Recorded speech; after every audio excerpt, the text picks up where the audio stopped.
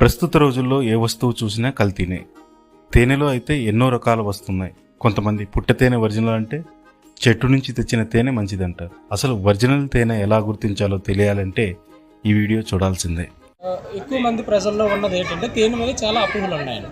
యాక్చువల్గా డూప్లికేట్ ఎలాగా, లేదంటే ఒరిజినల్ ఎలాగా ఐడెంటిఫై చేయడం. వాటికి టెస్టులు ఉన్నాయి సార్, కొన్ని రకాల టెస్టులు ఉన్నాయండి. అవి ప్రజెంట్ సిచ్యువేషన్లో ఇటు డూప్లికేట్లోని అవే టెస్టులు వస్తాయండి, అలాగే ఒరిజినల్కి కూడా అవే టెస్టులు వస్తున్నాయి. వాటిలో ఏంటంటే కొంతమంది తేనెలోకి అగ్గిపుల్లను ముంచి దాన్ని ఫైర్ చేయడము, అలాగే నోటి మీద హనీ పామి దాన్ని ఫైర్ చేయడము లైటర్ తోటి. సో ఇటువంటి టెస్టులు ఉన్నాయండి. అలాగే వాటర్లో వేస్తారండి.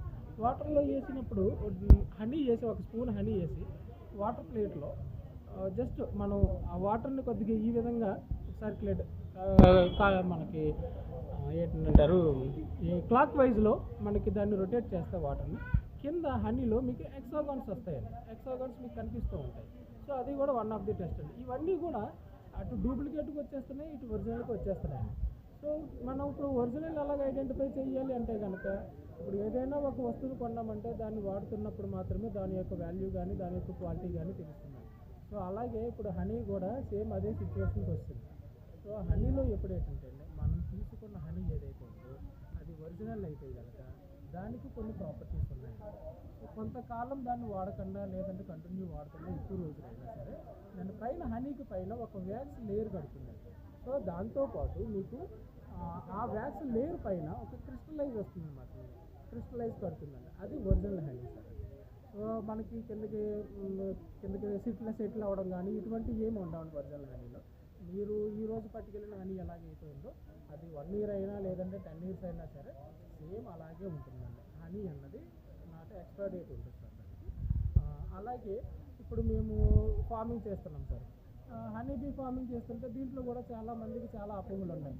పంచదార పాకం కలిపేస్తారని, అది కలిపేస్తారని, ఇలాగ రకరకాల ఇది ఉన్నాయండి. కాకపోతే అంటే హనీ బీ ఫార్మింగ్ చేసినప్పుడు పర్టికులర్ టైమింగ్ ఉంటుందండి. ఇన్ని రోజులని ఉంటుంది, మినిమం 1 month లేదా 45 days. ఈ 45 daysలో మనం ప్రోడక్ట్ తీయగలిగితే, ఇన్ని రోజులు మనం ఆగితే ప్రోడక్ట్ తీయగలిగితే కనుక 100% న్యాచురల్ ప్యూర్ హనీ మనం ప్రొడక్షన్ తీయచ్చు. ఇది దీంట్లో ఎటువంటి ఫ్లేవర్స్ మిక్సింగ్ కానీ ఎటువంటి ఏమీ ఉండవు. అదంతా కూడా మనకి న్యాచురల్గానే వస్తుంది. ఈ ఫార్మింగ్లో కూడా మనకి 2 types ఆఫ్ ఫార్మింగ్ ఉన్నాయి. ఒకటి మల్టీ ఫ్లవర్ ఫార్మింగ్ ఉంది, ఇంకొకటి సింగిల్ ఫ్లవర్ ఫార్మింగ్ ఉంది.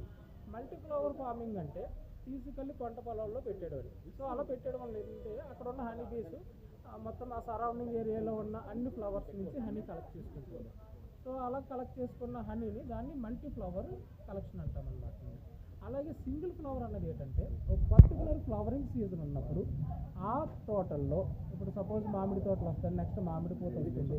సో మామిడి తోటల్లో హనీ బీ బాక్సెస్, ఆ బాక్సెస్ని తీసుకొని ఆ తోటల్లో పెడితే ఆ తోట అంతా ఒకే ఫ్లవర్ ఉంటుంది కాబట్టి ఆ ఫ్లవర్ నుంచే హనీ కలెక్ట్ చేసుకుంటుందండి. అందువల్ల మీకు అక్కడి నుంచి 60 to 70 లేదా 80% ఆ ఫ్లవర్ యొక్క ఫ్లేవర్ మీకు యాడ్ అవుతుంది. అలాగే మిగతా 20% ఉందైతే అది మాత్రం బయట నుంచి కలెక్ట్ చేసుకుంటుంది. So maximum of collection single flower నుంచి వస్తుంది కాబట్టి ఆ ఫ్లవర్ యొక్క ఫ్లేవర్ కానీ, ఆ ఫ్లవర్ యొక్క కలర్ కానీ, థిక్నెస్లో వేరియేషన్స్ కానీ వస్తాయన్నమాట. అంతే తప్పండి వాటిలో ఫ్లేవర్స్ మిక్స్ చేయడం అంటే జరుగుతుంది సార్.